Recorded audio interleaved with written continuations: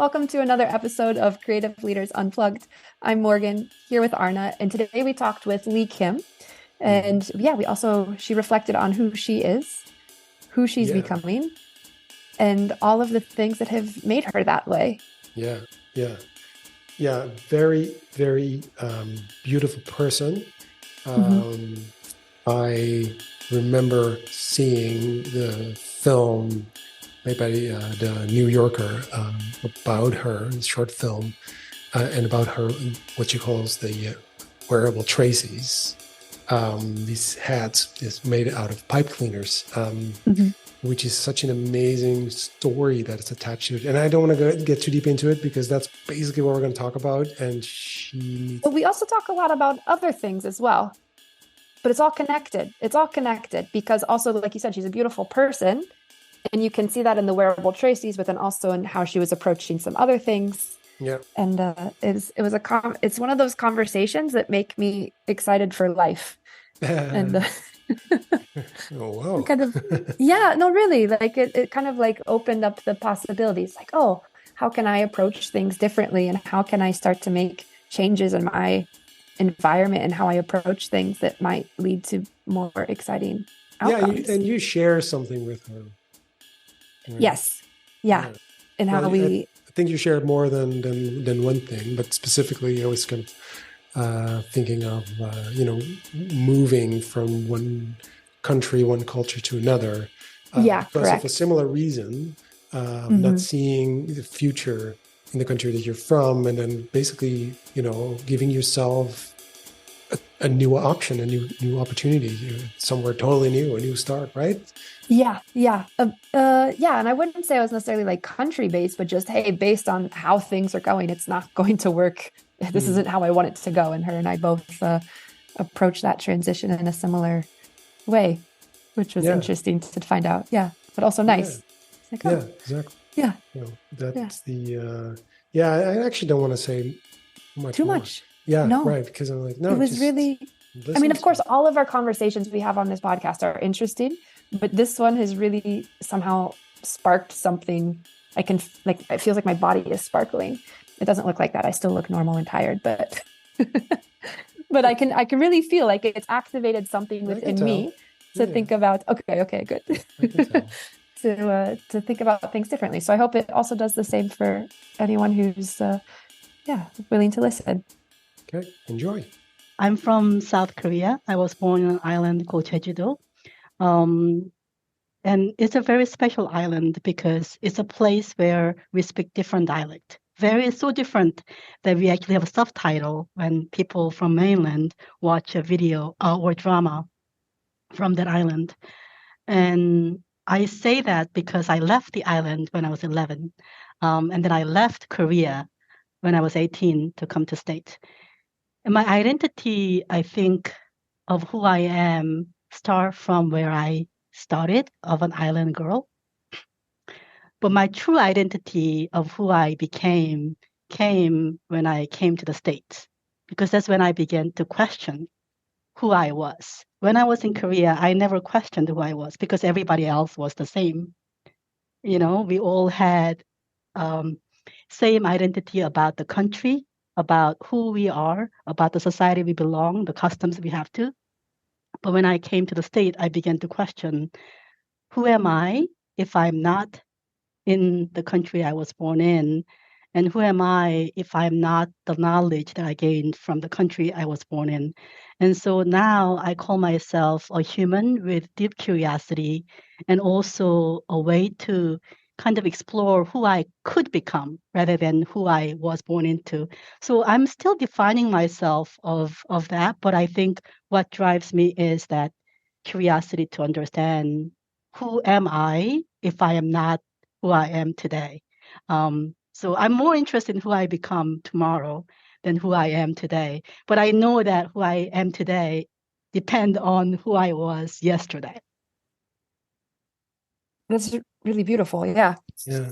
No, I just was something that always triggers me is island, because I think, nation, country, yes, but island, there's something specific around an island culture, being what we call in the Netherlands, we have these islanders, we call them. So people who are, so we have a few islands here in the north of the Netherlands, and they see themselves also very separate from the mainlanders. They call, well, in Dutch it sounds different, but in English it translated would be the other siders. And the people from on the other side, which is really interesting, because that's a really strong identity right there. It's not just a nation, but it's an island, and so it's really interesting to see how that actually led you to question who you are, because you actually have that's a very strong identity. I mean, was it a scary thing for you? Did it make you insecure? So I think 11, when I left the island to go to Seoul, I knew that I spoke differently, although I know how to speak Korean, right? The mainland, because that's how we speak in schools. I practice a lot to speak like the mainland, the Seoul, the standard Korean. But then when I come back to the island, I'll try to speak the dialect. And it takes about 2 to 3 days to get fully acclimated back to the island dialect. And I thought that was really important for me to be able to be reconnected by speaking the language of the islanders. When I went back after 10, 20, 30 years, and I still try to speak the dialect, my cousins will say, like, what language are you speaking? We don't speak like that anymore, because language evolves. Yeah. But I stayed in that, when I was 11. And I think that's really, really important for us to understand the cultural assimilation, how it happens. It doesn't only happen within like a different countries. It also happens within tribes. In this case, the island, as you said, was a different tribe than the mainland, where they spoke differently, they acted differently in certain ways. And I do believe that there is a strong characteristics of survivalism for the islanders, because we weren't given everything, right? The earth was not very fertile. The wind was strong, and people had to survive by learning different ways.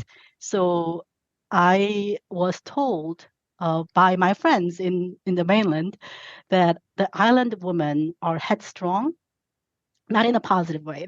They're not saying this one in a positive way. But I kind of see that as like, yes, I am independent and I can say what I think without really thinking about your feelings about how this is going to come across, right? So you also have to learn to kind of soften up a little bit.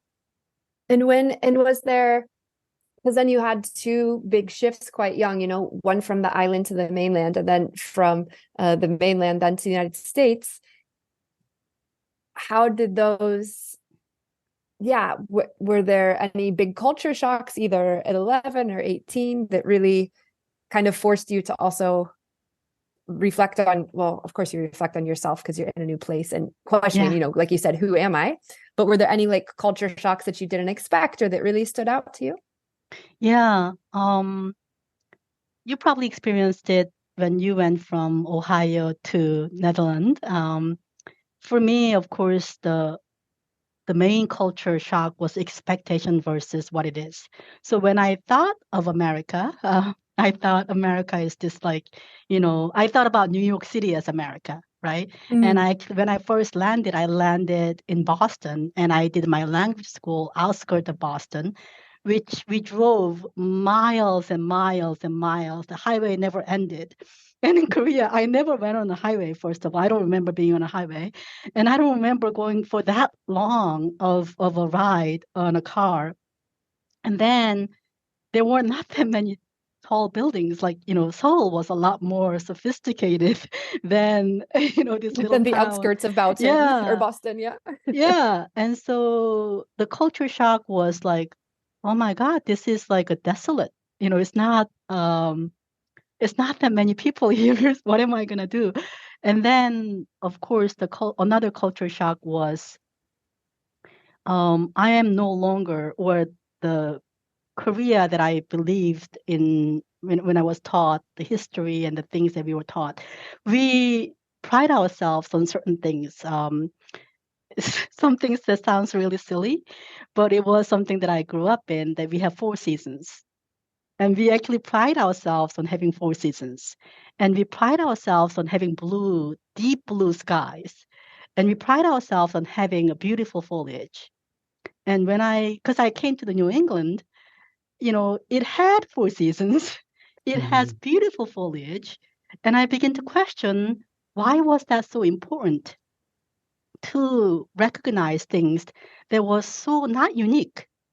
Like 4 seasons, blue skies and foliage. And then I thought, is it really that we are such a great nation that we have to kind of put these things in the center? And I begin to question about, like, what is a nation, and why do we have patriotism? Why do our social studies focus on certain things and not others? And that's something that I still kind of think a lot about, like colonialism. Of course, we experienced it as Koreans. We had a long history of being colonized, but I didn't really know the deep pain that my ancestors has gone through. And I actually see that a little bit more when I am seeing, our neighbors, whether it's, African Americans, or our Native Indians, or even sometimes Asian Americans in America being discriminated, right? Then you feel it a little bit more. But I think those things of, like, being able to think independently without having other people to tell me what to think or what is right and what is wrong, um, it comes with a lot more of not just going with what I read, but actually being able to talk to others. And I wasn't able to do that when I was young. I'm talking about when I was 18, 19, 20, 21. I think I began to do a lot more of learning from others and singing, rather than what is right and what is wrong, singing, what is it like to be you? Like, what is it that you have experienced that was different from me?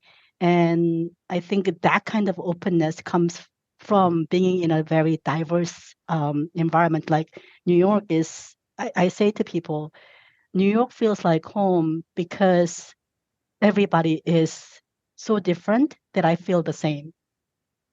If I feel the same, if everybody's the same, my small uniqueness will start out as something that's very different. But because everybody's so different, that even if you are very different, you are one of the different ones of you're all the same in being different. Yeah.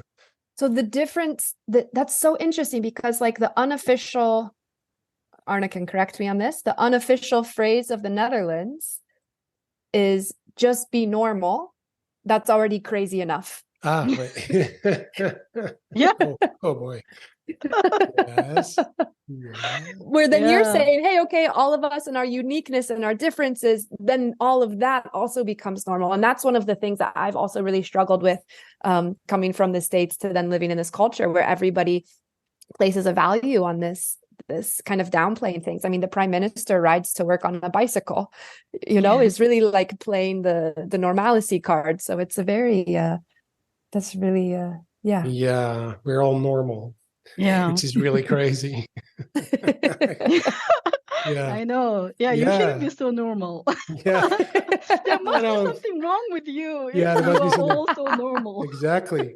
Yeah, there must be some conspiracy theory going on behind the scene to make everybody normal. For sure it is. Yeah, absolutely. Well, it has, I mean, that's also a cultural thing in the sense that we're not, so the Netherlands is not an island, but we are a delta. And as a delta, there's always a risk of flooding, and that has happened. And so because there's these rivers coming in, and then there's the ocean, a big part of the country is below sea level. And so we needed to create a culture, it's not like someone decided, but the land that you're from or where you live really has an impact on who you are. And mountain people are different people than people who live in the plains, right? It gets into your psychology. I truly believe that we are, as human beings, and there's actually a wonderful book, Thinking Outside Your Brain, by the way, and basically it talks about, it's about embodiment, but it's about how we tend to think about our brain in a way we think. First of all, we used to think about it as a computer, but your brain is not a computer. And then we said, no, it's like a muscle, and it's not. But it kind of helps us because we want to compete, and we say that that muscle is trained more and stronger, or the computer is faster, and so we can compete. And so we have IQ, and this person is smarter than that person. But actually, your brain is not that. But your brain, and this is why this book, the title is really also provocative in the sense that it's thinking outside of your brain. You're thinking outside of your brain, meaning that everything you touch, you smell, you see, the environment that you're part of, the office space or wherever you are, it forms your thoughts. That forms who you are. Yeah. The people that you surround yourself with, et cetera, et cetera. Whether you've traveled or not, if you've seen different perspective, right? That changes you. This is why, you're moving from one situation, one island, to basically another island, which is New York City. But that transition enabled you to question things and say, hey, wait a minute, your thinking changed. If you would not have done so, it would, sure, you would have had other experiences, but that would not have happened. So that's why, it's so interesting. So the Netherlands is a delta, and so we needed to make sure that we collaborate, and we can't do any crazy things. So there's one thing we call it polderen, which is sort of, the way we kind of protect the country is by creating polders. So which are basically bits of land which are kind of surrounded by dikes, so elevated areas so the water can't come in. But those dikes need to be protected and maintained, and nobody wants the responsibility for this alone. You don't want that. No one wants to say, yes, I'm going to be in charge of all this stuff, because it's complicated. And so we actually have a government so there's a government that part of the government. So we have local government, we have national government, we have city government, and we have government that rules the water. And we actually vote for them, right? Which is weird in a way. Water government. Because it's really important, because we need people to focus just on that. And so that is interesting. It doesn't only changes the way we organize as a nation, which all nations do in a way if you look deep enough. But it also it's our psyche in a way we look at each other in a way and this is why we're also, I think, this is my theory, and if I'm wrong, send me an email. But I think this is why, for instance, Dutch are very direct, because we need to say what's going on. You can't go like, well, there's a dike. I remember, isn't there something, that maybe people should do at a time of danger, or, one of these days, maybe, you go like, no, there's water coming, dike, danger, fix it. It needs to be acute, because we are, in a way, there's this sort of acute danger always lurking. Which is not really true, but it's we don't know that. It's not something we sense, but it's there. That's really interesting, Arne.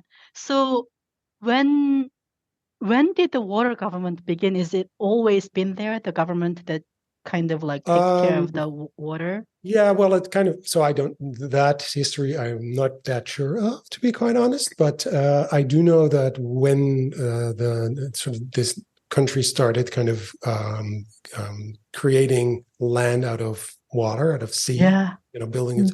This is when basically that started. And I don't know when it was officially a separate part of government, but this is like for hundreds of years. And we had some disasters as well. I asked the question because survival of the nation depended on this water maintaining or kind of taking care of this, inflow and outflow of the water. How the world would have been different if something depends on our survival, right? So right now, I think there is a crisis in like, what if it was trees? Will you have a tree government? What if it was the air? Would you have an air government? What if it was, whatever? And because we do have that for the water, in like the ocean divides into certain, like this belongs to this country, this belongs to that country, although it's not the same as the land. You have like markings, I'm sure.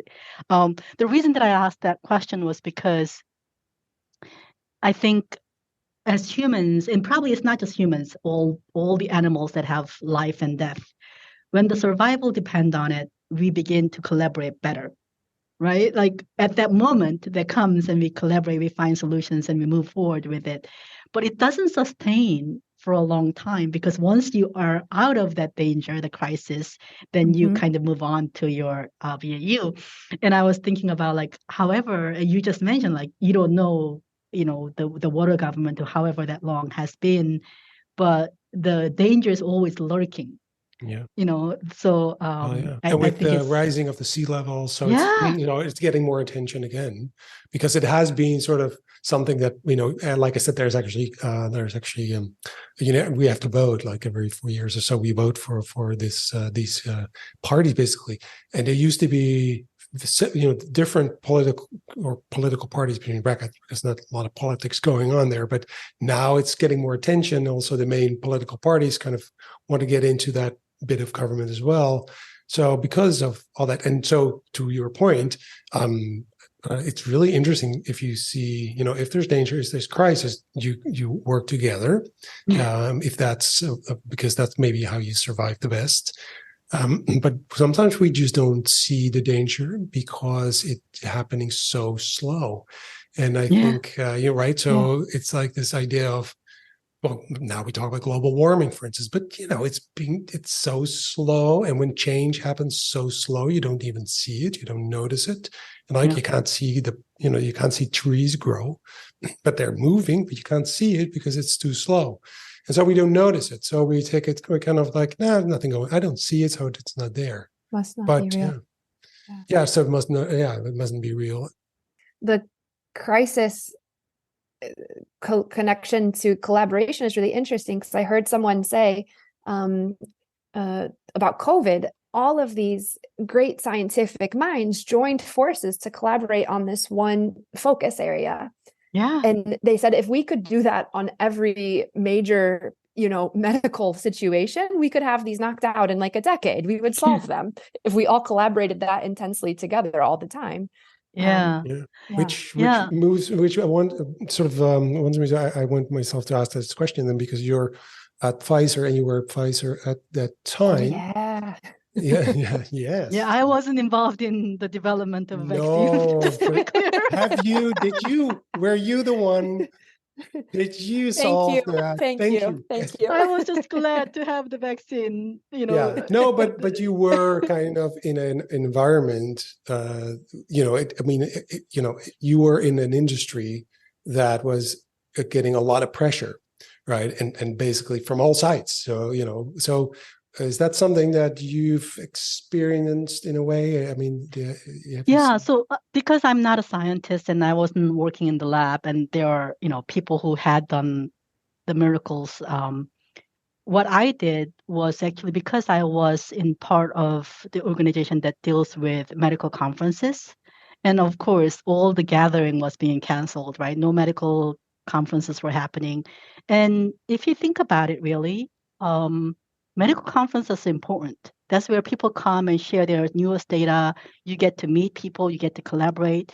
And if the gatherings are canceled, although there are virtual gatherings happening, people did not have the pivoting point from going from live to virtual with the same kind of efficiency and the way to make that happen, right? How do we make sure that the gathering is happening in a way that people can get the benefits?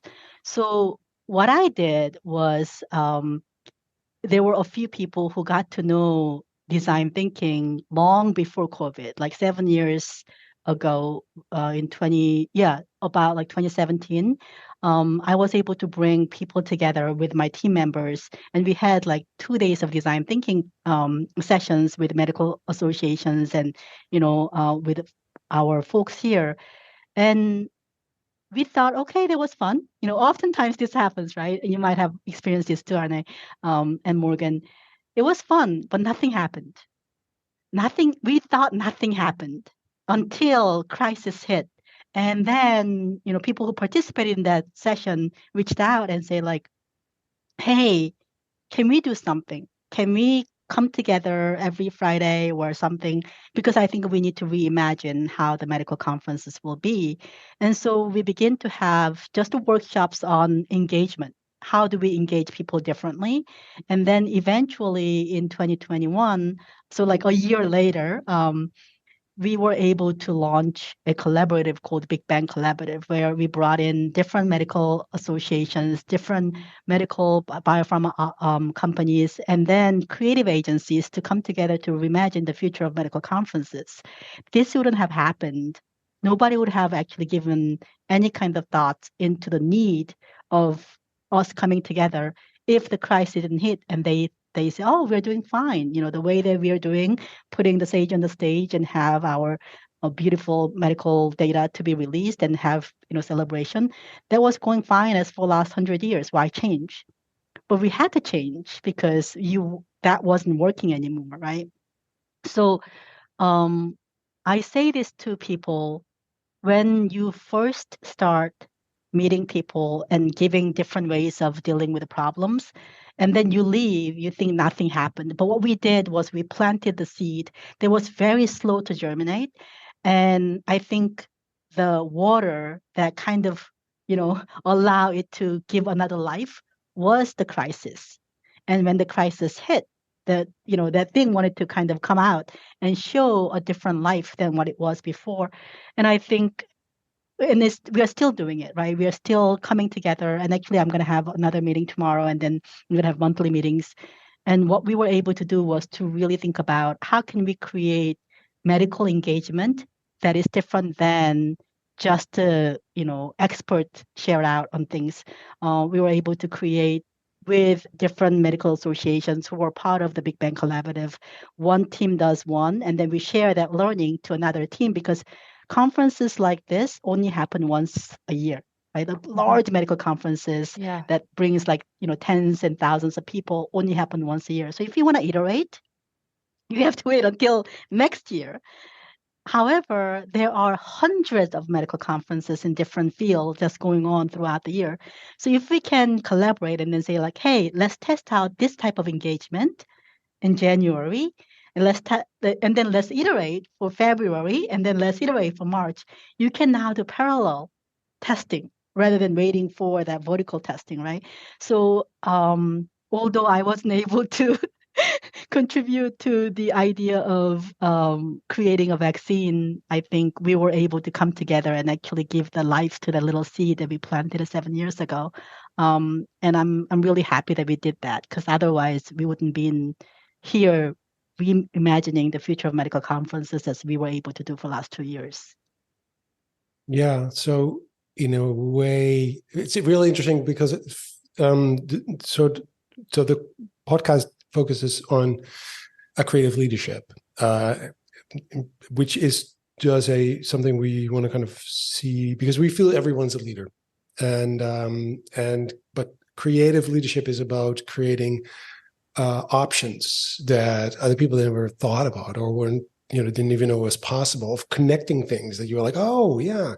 And sort of what you're talking about is exactly that. You saw sort of things that were not connected, but were there, and the possibilities if you would connect it. And also the other thing is bringing people together, being sort of someone who kind of creates movement. Right. Mm-hmm. So I think that's also something that I'm not sure if it's a skill or it's an attitude or it's or it's just being courageous enough or dumb enough to say, hey, let's get together and let's see what happens.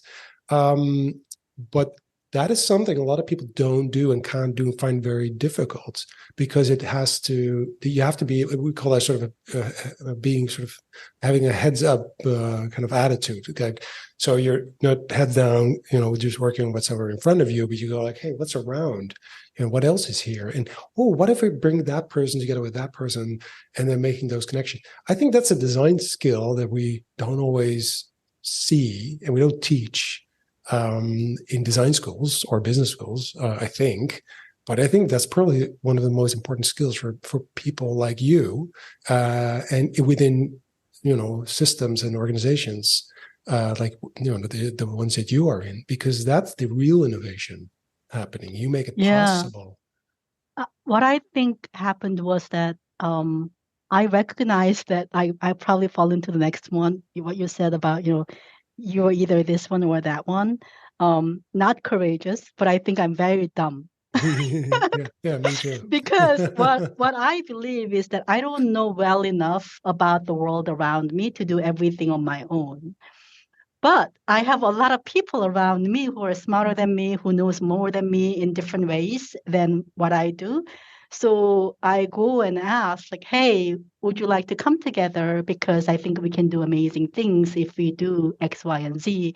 But I cannot do it without you. But that because is you have very smart. that ability.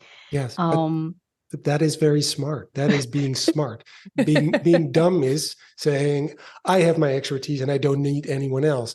I mean, that, maybe in the Middle Ages, maybe you could get away with that. But nowadays, I mean, you can't design things or implement things or, have real impacts, without the help of other people. It's impossible. You need. If I go to school where I'm graded by saying, do you know everything? Do you have expertise in this area? I'll score very low on expertise areas, right? Yeah, however, I think, do you recognize your weakness? Do you recognize your strength? Can you bring people together to do this? Then I probably will score higher on those things. Yeah, but this is where, sorry, I'm like this, can make me so angry. That is because we measure intelligence in a very dumb way. Because, we measure intelligence the way it suits the systems that we live and work in. But that's not what intelligence is, being able to make those connections. There's so many types of intelligence that you're not going to be scored on a school, because that's not how that system works. And I've been through that. I'm a school dropout, and et cetera, blah, blah, blah. But I have children, they're going through school, and they go through that same old system and being measured in ways that you go like that. How can you measure intelligence like that? How can you grade kids like that? Grade them on asking questions. On coming up with options, on whatever critical thinking, whatever. There's so many ways of teaching kids to that will enable them to be happy and healthy and successful, whatever that means in life. There's so many other ways. So sorry. And I'm thinking, we hadn't started recording when Lee mentioned this, but I'm thinking, we're talking about the system, right? And how sometimes the system does or doesn't work. But before we started recording, Lee, you mentioned something like, I got asked this question and I was supposed to answered it in a specific way. But you asked if you could answer it in a different way. And that difference, you didn't answer it in the systemic way they wanted you to. Yeah. It was probably ultimately made more sense, but because it didn't fit the system, it kind of was difficult for them. Right. And also, like, you're talking about different systems, right? Like culturally, this is the land I'm from. Now I'm in a new land. Or nationally, how is this identity? And then also with your switch then from engineering to now working on like experiences and bringing people together, you've been in a lot of different systems. And then how do you find, because of course the audience doesn't know this, but I'm looking at you and you're wearing this fantastic hat on your head. It's made out of pipe cleaners. And there's a lot more to that, but you're also kind of finding ways to still work in the system, but also around and outside the system. So how did that that's a lot of people don't do that. So Yeah. how did you, what made you like that? Yeah. Really interesting question, because I have asked that question to myself a lot as well. How can you be still fitting in but not lose yourself, and then continue to kind of improve who you can become, right? Not fitting into where you were brought in. So, like, although I didn't get the job that I went for because I didn't do the way that they were asking for, it was a decision that I have made, that if a leader can actually appreciate the way I do it, maybe it's a team that I can thrive in. But I made a decision to go with a non-systematic way of answering it. And, that might not have been the right choice at the time, but I made the choice. Um, in Yeah. Korea, we have a word called nunchi, and it is different from empathy. So empathy is kind of trying to be that person with curiosity.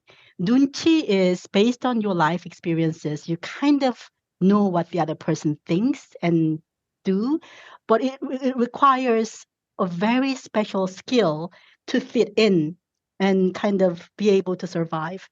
And because I left home when I was 11 and I was kind of surviving on my own without any guidance, I learned to acquire the skill of nunchi.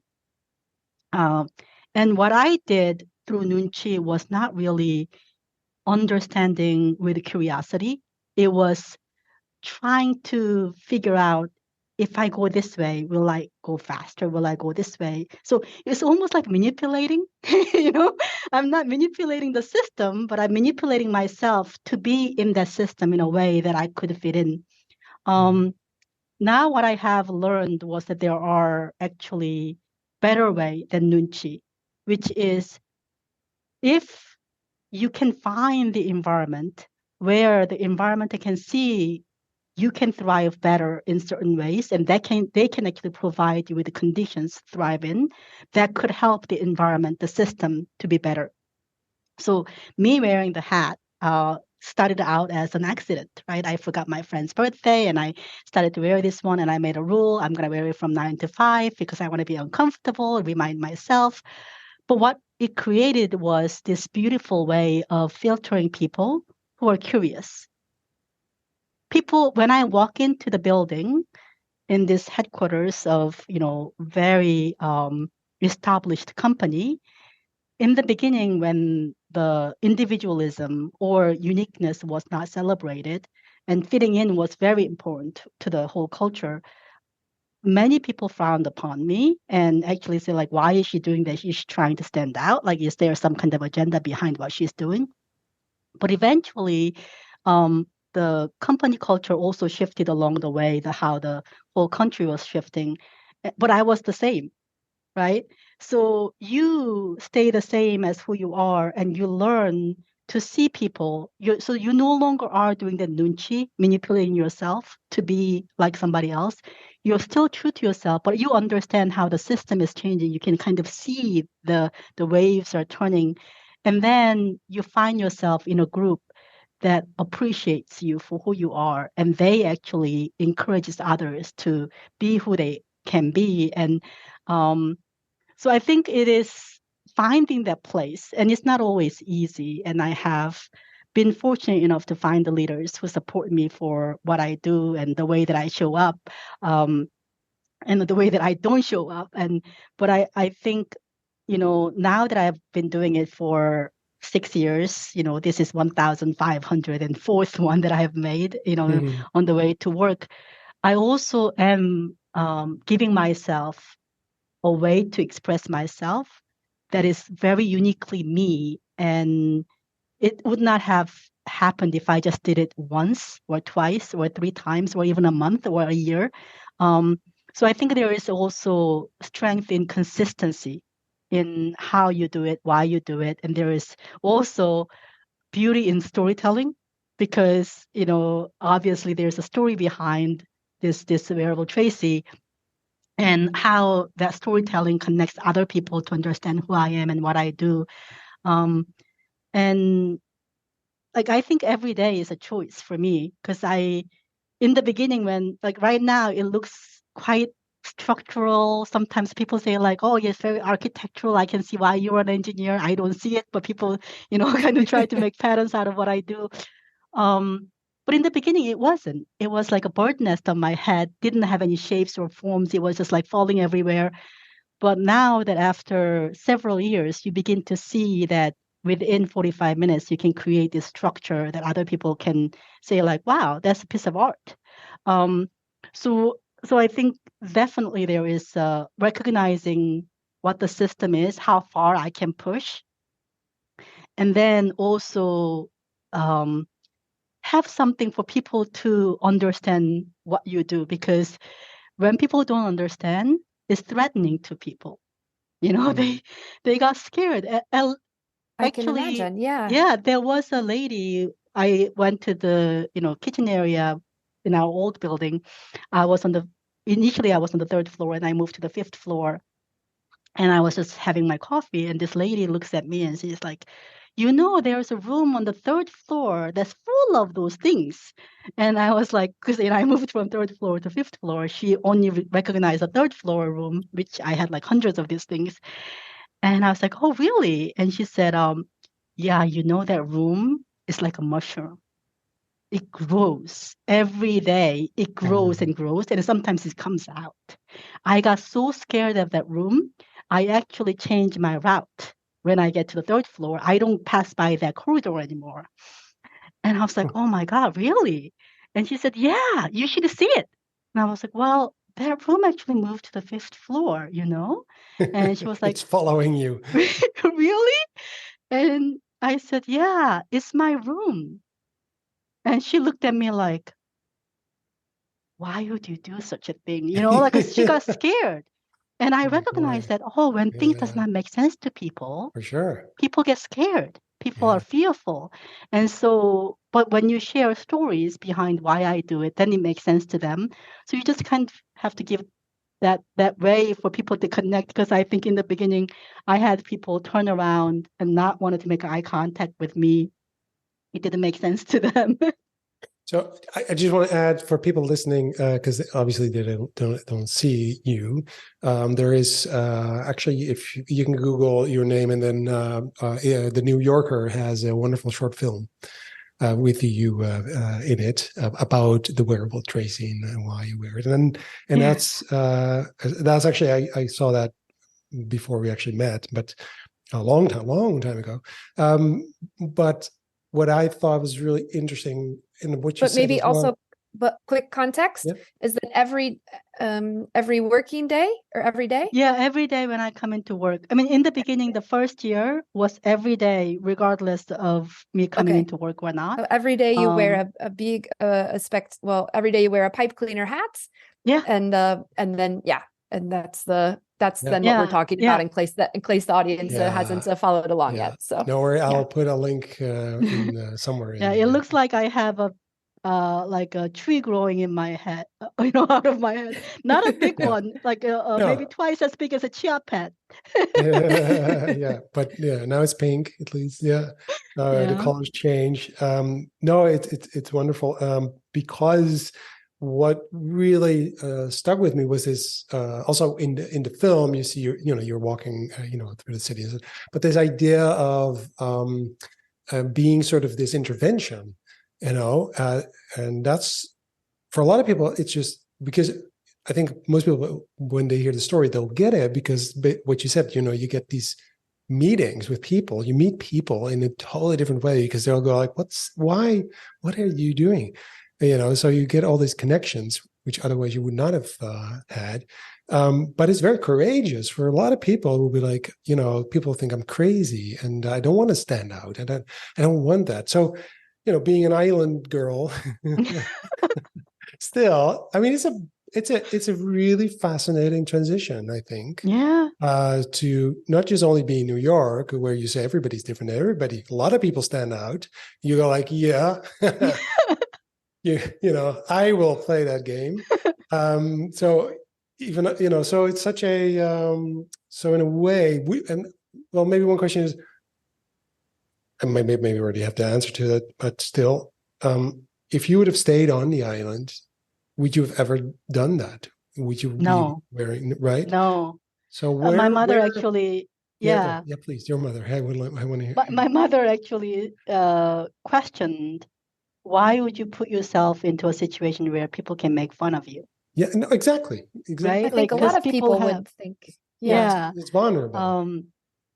And when I'm in Korea, I actually do not wear it. Like when I go to, you know, because the idea is for me to connect with people. And in Korea, who am I gonna like? Because I only go to Korea to visit my family, and there is maybe in the airplane I'll wear it, right? Like They'll let you because through there's security. still oh yeah, I in the airplane on the airport I wear it. Beep. Yeah. um, but I think in the beginning it was just for me to challenge myself for 365 days, and like let me do it until Tracy's next birthday, and then it became a partnership between me and my daughter, where she draws every day and I take a look at it, and then I make shapes out of things, or the feelings that I get from her drawings. I do it now, especially when I go to places where in the beginning, like, the first year, I didn't have, other than the challenge, I didn't have anything to push me. Like, I just wanted to do 365 days. I'm going to do this one. This is my challenge to myself. But after a year, it became a challenge to see, like, will I be able to make connection with a stranger that I have never met, or know anything about me? Because when you go to work, you know that they work in certain places and you have certain things. But when you get on the subway, CEO or, a clerk or just the students, they're all the same, right? Yeah. You don't know who is who. So there's a chance encounter that could happen just based on your level of curiosity. And that's what I was really kind of excited to test out on. And I had ran into people on the subway, and those are the ones that I really, really love, because in the subway, there are people who you're not going to meet in your daily life. On the subway, like, I have in the film, although you don't see it, there was this old man who looked at me and then say, "That's beautiful." And then I asked his name, "What's your name?" And he says, "Juan." And I got to learn that he has a daughter who has, separated from him, but he still loves his daughter. And he tells me all these stories. And I just feel so privileged to be but you be able to hold on to that story, but you puncture a bubble. Yeah. That's because it's an intervention. People go like, huh. Yeah. And then, something opens up, because otherwise everyone acts the same and they're all in their own space, trying to kind of keep their private space, especially in busy areas. And you kind of go, plop, And sometimes that puncture takes 3 years. So people have seen me, because I don't see people. So like I'm at a bus stop, and 3 years after I started this guy comes up to me and he was like, "I've seen you." Yeah. Different one. Why? Yeah. And after 3 years, I think I would be that. Right? I would be someone. So for me, I'm a bit of I'm a little bit autistic when it comes to when I'm out there in the wild. I'm shy, and I think I would be at the bus stop with you, and I would go like, my brain would go like, what's going on? It's like, I'm so curious. But I'd be afraid to ask. So maybe not 3 years, but if, maybe after a few weeks, you're still there and it's different, I might go like, they're very pretty. Or right? something. Or when we make eye contact, I go like, okay, I gotta ask, sorry, But it takes a while, because you go like, can I? Is that okay? maybe you go like, mind your own business. Like, or you go like, what's on my head? What do you mean? What? I don't see it. There's nothing on my head. You go like, oh, I'm sorry. Yeah. No, but that's the thing. You don't know. And we as humans, so I mean, it's kind of funny in a way, but it's also sad that because you don't know, you can't read people's mind. Yeah. You don't know what the interaction is going to be like. So you rather stick to your own little private space. Yeah. But if we would know that if I would ask you about it, we would have this wonderful conversation. But I don't know. So there's this uncertainty, right? But that's also beautiful, right? Because if you know that that's exactly what's going to happen, then you can choose to opt in or not. Right. Okay, yeah, okay. But if you don't know and you're brave enough to take that little step, say, hey, you're wearing a beautiful hat. Yeah. There's kind of also like this magic and like, okay, she's doing something a little bit not normal. I'm doing something a little bit not normal. I'd be the guy that I would be in this bus stop and someone else would start that conversation straight away. Someone else come in and would say, be, wow, thank that's God she's here because I want to hear everything. Yeah, I know. But I'd be too embarrassed to then kind of, also join the conversation. Yeah. And but I'll tell you sort of something because so there's someone I know really well for a long time. But when I got to know her, so one of her eyes, you never know exactly which eye looks at you. So I don't know what you call that. But one eye is actually the eye she looks at you from, but you don't know it. You can't tell because she looks two different ways. And I just didn't talk about that. I never asked her. And I was just kind of, focusing on, because I wanted to look her in the eye, because that's what you do as people, when you talk to each other, you look at each other. And in my brain was going, where do I look? So which one is she looking at me? And then I met her many times, and then I thought, now it's too late because now I can't ask. What's your name again? Yeah, exactly. What's your name again? You can't ask. And then a friend of mine who he joined one day, and it was the first time they met. And the first thing he asked is like, "Oh, which eye is your right eye? Which one is is the one you're looking through?" And she said, "Oh yeah, this one." And they're like, "Damn it." Damn it. Why can't I? What's wrong with me? Right. And it's so, but I think a lot of people have that is kind of, because you don't want to insult people. And so there's too much inner chatter in my head going like, no, or yes, or should I? I don't know. Oh, too late. Like, what was interesting? So Ohio, since you talked about Ohio. So my friend Tracy, whose birthday I have forgotten, she's from Middletown, Ohio. Oh, nice. And so she was working on this opioid crisis, meeting with the opioid addicts. And so she got to know this person very privately through her research. And she asked a few of us in her friend circle to come to Ohio to do this field study with her. We're going to go to this part of the town that opioid addicts kind of live in.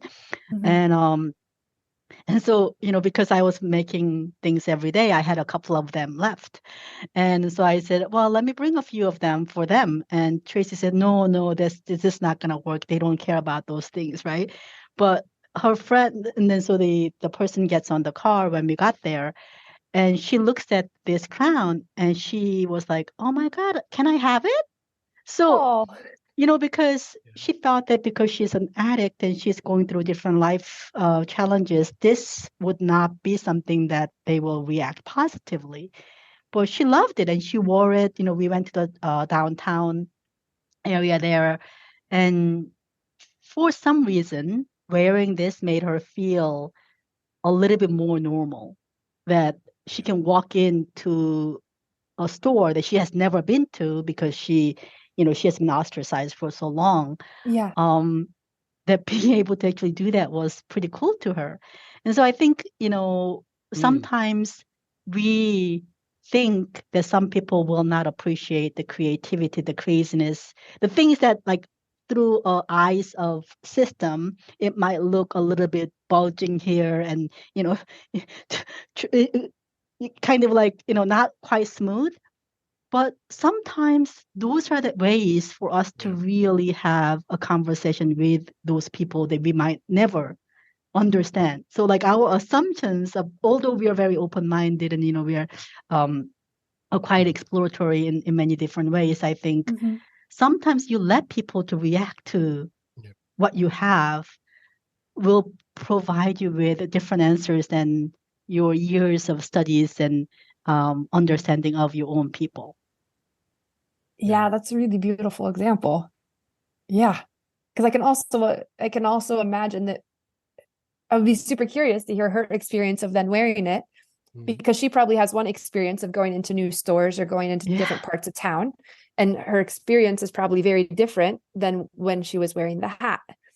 Right. It was very positive, right? Because the clerks were focusing on the hat than her like drug addict demeanors or gestures, right? Exactly. Yeah. Exactly. And so maybe it wasn't coming from a place of creativity per se, but then just the social element is really but you're touching upon something that is such an it's fascinating. My first job was photographer, and I done a series on homeless people, people living in the streets, and I call it the Invisibles, because once you start really paying attention, you also notice that people do not see them or don't want to see them, so they just walk past them, and because they're uncomfortable to look at, and you feel you can't help anyway, and so they become these invisibles, and the things that they sometimes do to kind of ask for attention is it's so sad in a way, but there's something there too. So I'm just saying that these kind of interventions, they kind of uncover things that we otherwise don't see, right? You kind of you create an intervention, so that kind of creates a little, it gets feedback from the system, and you're like, we don't see these things anymore. We don't notice these things anymore. Yeah. Or we take them for granted, or we never thought about that. So it's not so much about the wearable Tracy in that sense, but it's more about you're kind of creating this intervention, and it's about the system, how it responds, which is so interesting. Similar things happened. So my friend is a pediatric palliative care doctor. So she deals with children who are dying. And I was, volunteering with her in understanding what we as a healthcare system can help. And the first thing, of course, it was like a long time ago, 7 years ago. And because I was starting out, I was like, well, can I interview these kids? And I wasn't thinking, I really did not know that they only had a few weeks or months to live. Like I had no idea, right? And I wore these hats, and my friend said maybe it's not a place to wear, and I'm like, why not? Like, and she said, okay, wear it. And actually, the social workers, the administrators, the children, their reaction was very positive, because, and I think it's almost like putting a museum in a children's hospital, like whether it doesn't have to be intensive care units. You don't expect it, right? You expect it to be sterile, clean. Adding art into children's hospital might not have been something that was always there, but somehow some person thought about maybe art and care comes together, and they had that systematic intervention to bring, maybe if people smile more, maybe people feel more comfortable in the place where they are being cared for, maybe their recovery will be faster. Like, I don't know what this, the decision point was, but I saw that there are so many assumptions we make by going in to be professional in our appearances and, say the right things. But maybe that might not give you the best result, but you don't know it because we're not given the chance to test out. And in a way, in a strange, again, very unexpected way, what Wearable Tracy did was to test assumptions about what is allowed and what is better for the receivers, not from the safe, playing safe on our end. Exactly. So so that was an interesting experience that I had at the Children's Hospital as well. Yeah. And it's so interesting because based on these different contexts, the intervention does something different, but also like, because your motivation behind initially creating and then continuing to wear the wearable Tracy was one thing, and you could have done that in different ways, right? I want to be out of my comfort zone. I want to encourage these social interactions. It didn't have to be a hat. People who then see the hat or interact with the hat, they also have these different experiences and encounters in different ways. And so maybe their motivation isn't the same as yours, but it's then also providing them what they need, or I don't know. It's and like you said, the challenge to test assumptions. I don't know. There's just something really, really interesting about that. Because what if we could all find something for ourselves that we kind of dare ourselves to kind of keep pushing that boundary and that edge for ourselves, and also how does it help us interact or connect with others?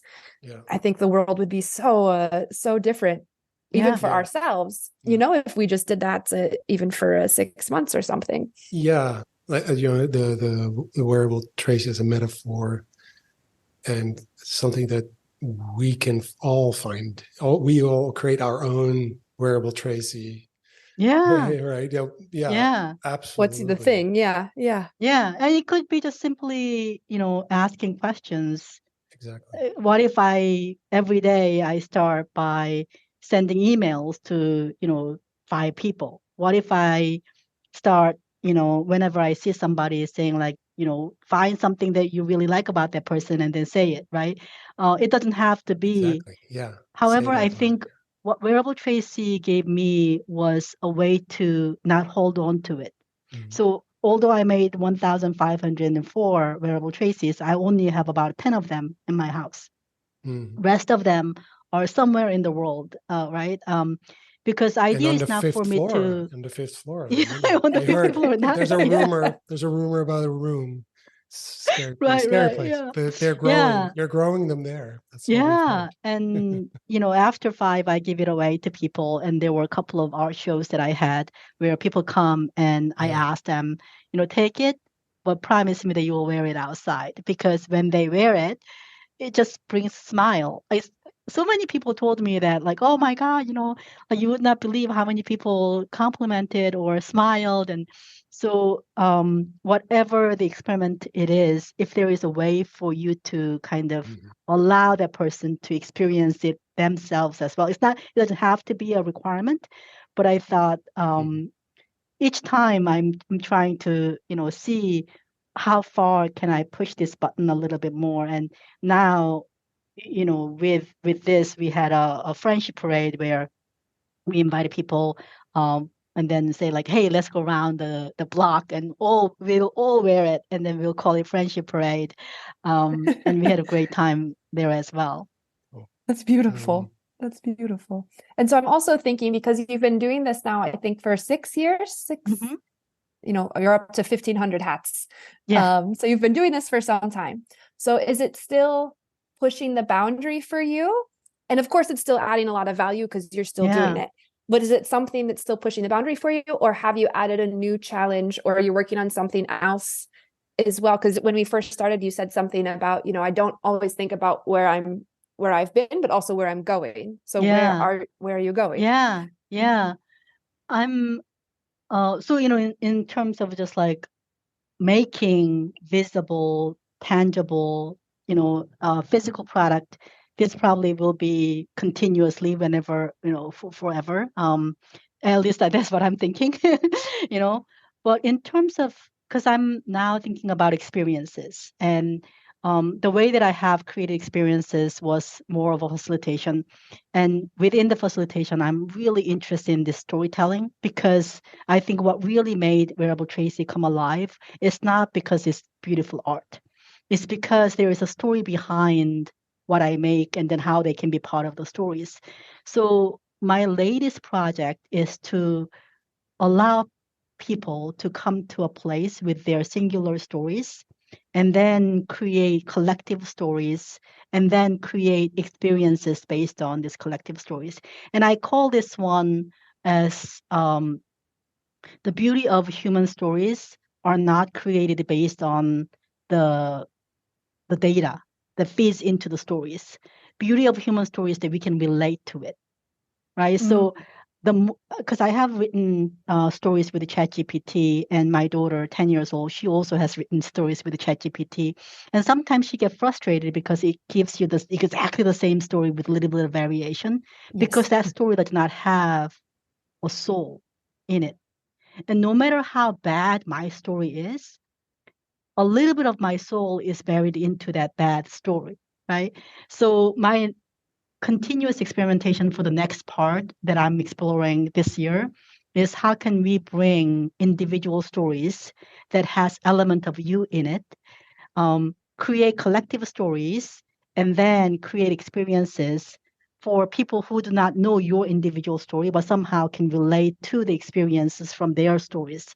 So I'm doing it with experimentation. It's like I just you will see every once in a while I'll call out to the world, hey, I'm running this experiment, come and join us, and then figure out, because I've seen a lot of framework on creating experiences, 5 E6 experience, and like different ways of creating experiences.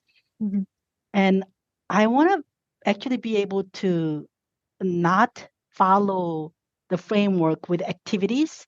I want to be able to create a way for people to bring themselves in to creation of something. So I don't know what it will be, but that's my latest experiment. And when it's done, I would love to share it with Arne, you, and see whether we could actually make it a little bit more of a offering to the world. Cool. We're in. Sure. Yeah. That's really powerful, because then also you mentioned one time you met an old man, and his name was Juan, and then he started to share his story. And because it wasn't just you sharing your story, it was also this coming together of things. And if we could and that story resonated with me, because although I have my family, I have my mom, and but we have a strange relation. We have like a little bit of a tough relationship. And when he said that I have a difficult relationship with my daughter, I am a daughter who has difficult relationship with my mother, right? So that's what I mean by, like, we came from different world, but we can connect because your experiences somehow have some experiences of mine. And I think that's the human story that we can connect with each other. He's talking as a father. I'm talking as a daughter. I'm receiving it as a daughter. And I think the beauty of the human story is that we could actually look at one story, but with a different eyes, and get different experiences, and that's something that I think, I don't know, hopefully the technology will not take away from us. No, I think we'll have to fight. I think we'll have to fight against the machine here. Yeah. Well, yeah, I'm a little bit more positive. I think it will actually elevate the human story. It will make it more. Actually, it will make it stand out more, because when we talk about empathy, for instance, I mean, when a machine tells you a story about having a difficult relationship with its father or its mother, we go like, yeah, for sure. Right. And you go, it's not really, I don't care. Because it's a machine. And when a human being says it, because we are human beings. And so listening to stories of other human beings is the human story, which is very different. It's not just a story. It's about life and going through life and having all these, similar experiences. And I think that's just, we're going to have actually, and I think technology should be there to actually give us the time and space and the freedom to actually become more human, even. To even have that time to actually do the things that are more meaningful than working in a 9-to-5 job in a cubicle. All right. I think it should free us up. And I think that's what the technology should be about. Yeah, there's so many other things, and there's so many questions because I wrote so many other questions that we didn't cover. Because one thing, I just need to ask it because I think we didn't even. I don't think we asked, because you said you came to New York, or to Boston actually when you were 11, and I don't remember. No, I came to Seoul when I was 11. Came to Boston when I was 18. When you were 18, sorry, when you were 18, yeah, 11, 8, and when you were 18, and I can't remember asking why. Yeah, didn't ask you why did you, when you were 18, why did you go? Because I was afraid of failure. So in Korea, the academic achievements are determined by each grade you go. Mm-hmm. And I thought I was following that step by step. I'm going to, if I do this, I'm going to get to this one. And in my sophomore year or my junior year, I have determined that I'm not going to get into one of the top schools. And I couldn't accept it, that I'm going to not be the one of the success. So I already determined that I'm a failure. And instead of just leaving the failure, I said, why don't I just divert? I'm going to go to another land where I'm going to be able to start new again. And I was able to manipulate my parents to believe that I'm not actually running away. I'm paving a new way. Is this an example of Nunchi? Yes. Understanding what they're looking for, tell the story that they want to hear. And that's how I came to the States. And so I say I escaped from a country because of my fear of failure. Now that's why I'm comfortable to say that I am very dumb, because I didn't know how to succeed in the system that was given to me. So the only way I knew was to run away. But the fact that you could see the system, say, this system isn't going to work for me, I need to find a new system. That's very smart. Yes, very smart. I know. All right, let's leave it at that. I'm very smart. I'm very annoyed. I'm very annoyed with you. You're talking to two people who are very uncomfortable in systems as well. So yeah. So we're both.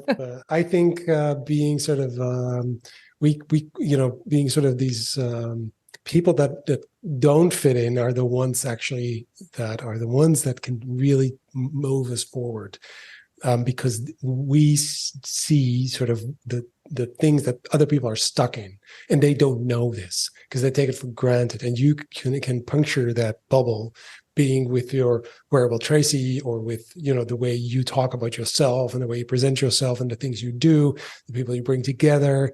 Also in your community designer kind of role. I mean, that's something. Those are the people we need. And those are the people that will come to the service at the moment, and nobody's teaching them, nobody's helping them. And so I think us and you specifically, the way you present yourself and show another way of doing things and another option is so liberating for many of us, for many people. Like, you give us an option that nobody ever thought about, and it's beautiful. And we're like, and it makes you jealous a little bit. Like, I wish I could be. Wish I had that courage. Yeah. Everything. But at the same time, it makes you ask questions about yourself as well. Go like, why don't I have that courage? Because I should have that courage. So it really, people like you help us to see an option and give us sort of that confidence, saying, hey, I can go a little bit that way. And that gives you more freedom and opportunities to meet other people and to make new connections. And I think that is and it has nothing to do with being dumb. I think there's a fine line between being in a panic zone and being encouraged. Because I wouldn't have considered myself courageous at that time. Right? I consider myself, I'm panicking. I need to find a way, because this is not going to make me who I want to be. So I got to find another way. I wasn't being like, this is going to be like, I'm going to push forward and do this. No, but that's not courageous. Courageous is doing things you're scared of. Courageous is doing things you're I wasn't courageous. I would have been more courageous if I stayed, because I was scared of failure. So I jumped off. So it's almost like, you see the ship is burning, And Yep. I couldn't stay in that ship because I was going to burn. So although I didn't know how to swim, I said, I'm going to jump off and hope that there will be a floater or something to take me. And then I was able to. That's how I ended up in the Netherlands. I could see, yes. I could see my life if I stayed. And so people always say, oh, you moved, you're so courageous. And I didn't feel courageous because I saw what would happen if I stayed. And I said, that cannot be it. And so I'll do anything else. Yes. But I mean, that means that you moved, you acted, you did something. You could have just, be hiding in your room or something, True. shut the world out and not wanting to interact with that. You chose actually to kind of leap forward, to kind of and, create this amazing intervention for yourself. I mean, I think for a lot of people, that is courageous, but because it doesn't feel that way, that makes it courageous. I mean, if you go like, I'm going to be the hero here, that's not courage. That's dumb. Then you're just like, then you're just stupid, right? Like, okay, fine. That's not courage. But I think definitely we, both Morgan and I, probably are more action driven. So we're not thinking too much about like, oh, if I stayed and I'm going to strategize, like, another year, I'm going to be better at this. And then I'm going to move on to the next one. And then maybe, hopefully, I will be able to find a good college to go in and find a good job, and all that. I was like, no, that's not going to work out. Let me do something else. So I think definitely, maybe I would consider myself very impatient in the system that we see. It's not going to give me. So in order for me to see change, maybe more optimistic as well, that I believe that the other side is brighter. So let me go to the other side and then see what light I can see there, because I definitely don't see light here. Yeah. And I worked with a coach she was like a life coach, and she specializes in transitions. So how do you handle life transitions? What are your patterns? Yeah. And she found out that for me, I always need to get pushed into a corner. And that's when which is really, really uncomfortable, but that's when something really interesting and usually beautiful happens as well. Yeah. And so then it's also talking about the chaos or the crisis that we were talking about in the beginning as well, right? Like, okay, I planted these seeds, we didn't think it really took, but then when there was some external pressure, that's when things definitely there's when moment of crisis happens in our lives, you could just to shut down and inhale the smoke that comes from the bottom, or you could jump off the window and hope that there is a firefighter down there with a little bit of cushion to save you, or a tree to break the fall. Definitely take the action of, don't wait for somebody else to save you, just save yourself. To frame that in a slightly different way, objects that are in flux, they stay in flux, and objects that are not, they stay that way. So you need to create movement. You're not, if you wait for that movement to happen to you, it probably won't, because nobody's waiting for you. No one is, which is a sad truth, but it's so you need to start that movement yourself. Find a way to jump ship or whatever, or that burning building or whatever image you want to have in your head, but you created flux, you created movement, and that is the key, I think, to you understanding how to deal with the system, by jumping out, by going like, I'm going to jump out, because that's when you saw it, because that's when you learned, like, oh, this is where I'm from. And so your identity can grow because of that knowledge, and you can become you. And what we started with, who are you? Who am I? Who in this world, and because you kind of traveled and you went to into another place, and you could see where you were from a distance.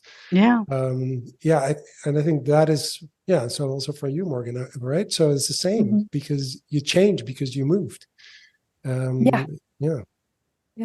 And I think, of course, we're talking about burning buildings and jumping off of ships, but But it doesn't have to be so dramatic either. Just by you changing up your subway routine and wearing something on your head, that was already in a way just taking that step outside of the normal or the ordinary. And exactly. Yeah. And I think it would be so insightful for for all of us just to embrace that a little bit more. Yeah. Create an intervention, however small. Yeah. Exactly. Go, take a new way to work. Yeah. Take a new way to work. Yeah. Try it out. And that's how it is. And say yes.